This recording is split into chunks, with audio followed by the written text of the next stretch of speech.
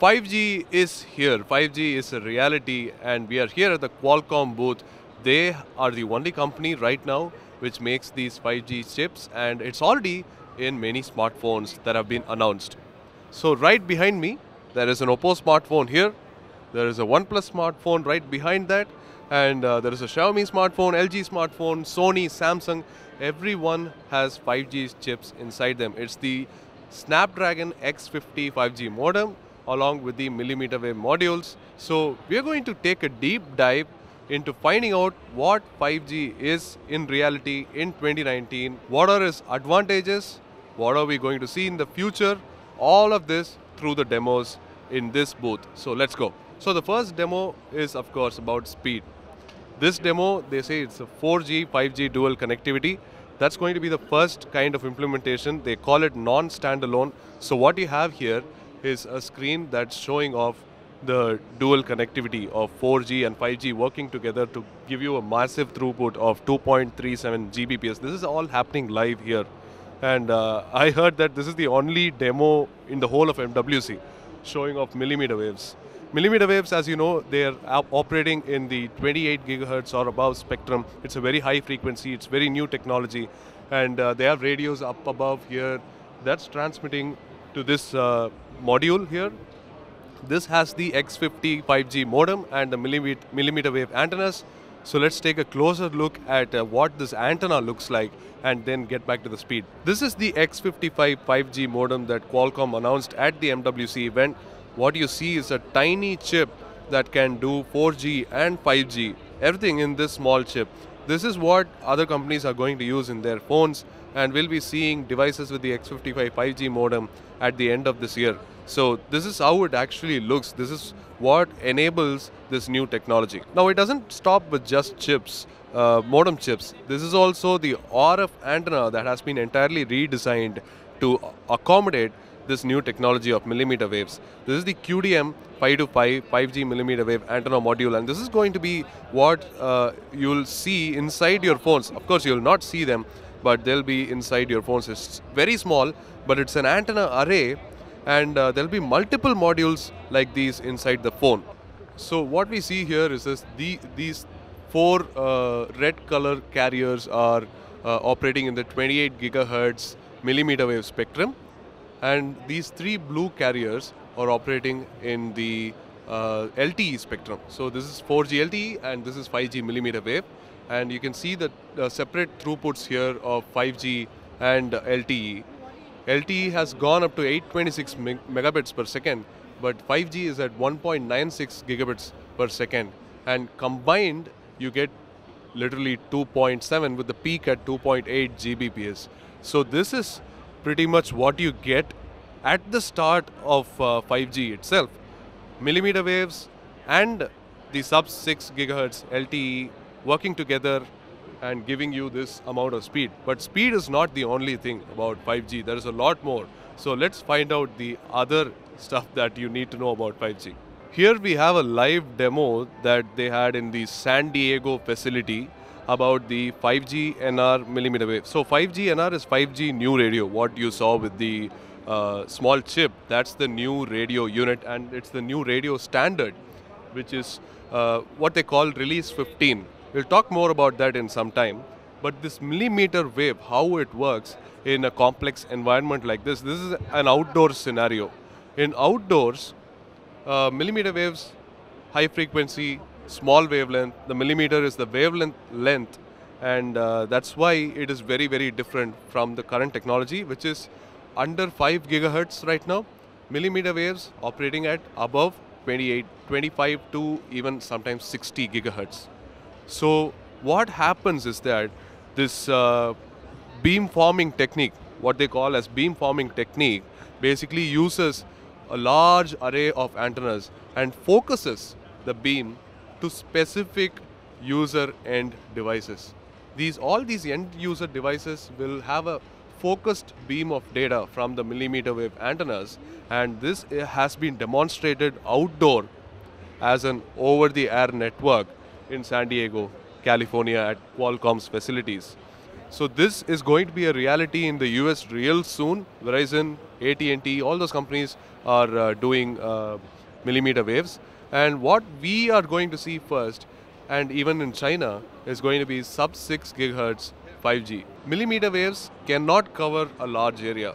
They can, at line of sight without any obstruction, go till 700 meters. So that's about it. But the sub-6 gigahertz, they occupy a much larger area.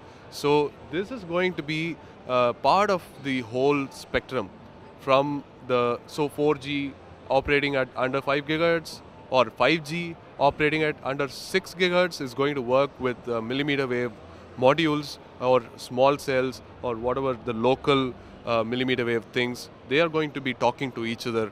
So they're going to be acting as indoor systems as well. That's what we are going to see just behind this. So consider this kind of a show floor like space. Like right now we are at MWC, right? It's an enclosed space and a lot of people are using phones. So you need higher capacity and you need a lot of phones connecting to a very fast network so that everyone gets to use it.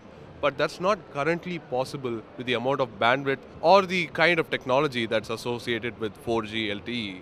So what 5G and millimeter waves are going to bring is that super high capacity in this new unused spectrum, which works great for indoor systems. So the indoor systems will connect with the outdoor 4G or 5G systems, and they both will work together to give you some amazing speeds. So you get low latency, multi-gigabit speeds, and massive capacity.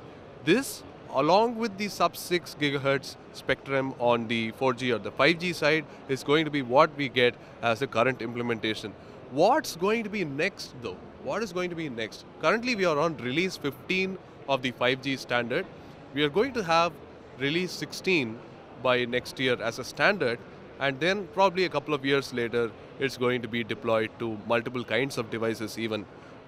You'll be seeing demos of extended reality, virtual reality. All of them work on this concept called wireless edge computing. This is very, very important for the evolution of 5G and the Internet of Things. So what's going to be the future like? Let's check it out. So what we are going to see first is actually sub-6 gigahertz. That's the spectrum that mostly we are going to be operating in, especially in India. Millimeter waves are somewhere down the line. So what are going to be the enhancements with sub-6 gigahertz when it comes to 5G? Massive MIMO. That's the main thing. Array of antennas using beamforming to target end users and improving the reception as well as the data throughput. That's what they are planning to do with the massive MIMO. So this overall enhances the device experience as well by monitoring when the device is in use, when the device is not in use. They are able to do things like reduce the power consumption of the device. So for example, if the device is a smartwatch, it does not need to access data all the time, but it does connect to a network. Most of these smartwatches connect to networks these days, and in the future that's definitely going to be the case. So when they are connecting to these networks, they go through a big cycle of power. Every data goes through like a big cycle of power. So if they reduce the cycle to a number of steps to a little bit, then that reduces a lot of power consumption, increases battery life. So that's something that we are going to see with the release 16 of sub-6 gigahertz. So that's what they are showing here. There are pretty much the future of 5G. So this is going to be implemented much later, 3 years later maybe, or 2 years later. It's all in research, and this is what the future of 5G looks like. What's going to happen with the new kinds of services also is pretty interesting. Release 16 Plus will have support for extended edge computing. Edge computing, as you all might have known from the demos of extended reality or AR, VR and stuff that you saw, all of them rely on edge computing to offload computing power to other servers nearby for low latency or even further.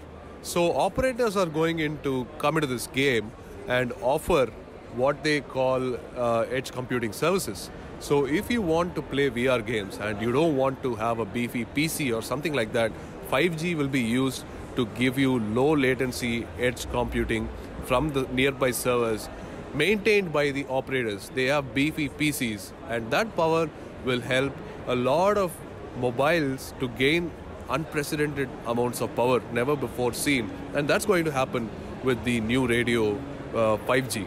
That's going to be enhanced in release 16 plus as well. Now, moving even forward to the future, let's talk about spectrum sharing.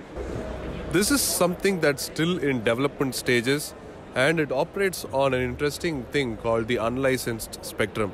So what we have seen so far, everything is operating on a licensed spectrum. So regulators, they allocate spectrums for these operators, they give them licenses, and that's what we use every day in, day out. We use a licensed pipe, which is like, spectrum is pretty much a pipe of data, and that is given to the operator who maintains it, who makes use of it, and lets us communicate with each other. Now, unlicensed spectrum, you may have already used unlicensed spectrum in the form of Wi-Fi. Wi-Fi, as you know, it's 2.4 gigahertz, 5 gigahertz. It happens in a very small area. It's a private area, so it could be unlicensed. So that's why they used unlicensed spectrum for Wi-Fi. But what you're going to see with 5G is the use of unlicensed spectrum using the 5G new radio. So here there is a demo of a closed space, an indoor system, where the antennas are distributed and the operators are different as well. And they all use unlicensed spectrum for their own private networks. And they are solving a lot of problems using multiple number of solutions. The solution they call is coordinated multi-point.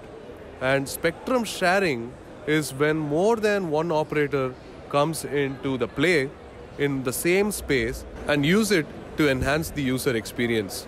So this we have seen in terms of 4G LTE as well. They call it gigabit LTE, and this is licensed access. So 5G radios will be able to use both licensed spectrum and unlicensed spectrum. So wherever there is unlicensed spectrum, there will be huge amounts of data throughput, higher amounts of data throughput, and enhanced user experience. Now, all this might sound like technical jargon, but that's currently how the state of 5G is.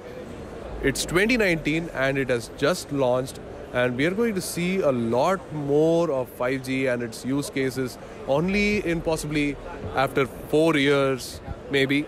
That's going to be the evolution of every single generation of a cellular network. Now, 5G is not just for connecting us, it's going to be connecting things as well. So that's the major theme of 5G, and every single technological advancement with regards to 5G is working towards that. How to make devices talk to each other, how to bring on unlicensed spectrum, because unlicensed spectrum could be used for devices as well. So a lot of things are moving, a lot of things are happening. Qualcomm is currently the only company that has these things in operation. A key reason is that because they have a huge facility in San Diego and they are able to test every single new technology immediately. Their time to market is so fast because their country lets them do it so fast, and also they have a facility where they design everything and do it, and they work with partners, mainly partners, to deploy and get the technology to a lot of people. They just make the chips and they just make certain few elements that are part of the network, but they design how they interact. They design the standards in which all these devices will operate. So that's 5G and the future of 5G. 5G is pretty much in the future for us Indians, and we'll be hoping to see it sometime later this year. So that's pretty much everything about 5G from the Qualcomm booth at Mobile World Congress 2019. Thanks for watching this long video. If you have any questions, do let me know in the comment section below. And yeah, just leave a like, share, comment, and we'll see you in the next one.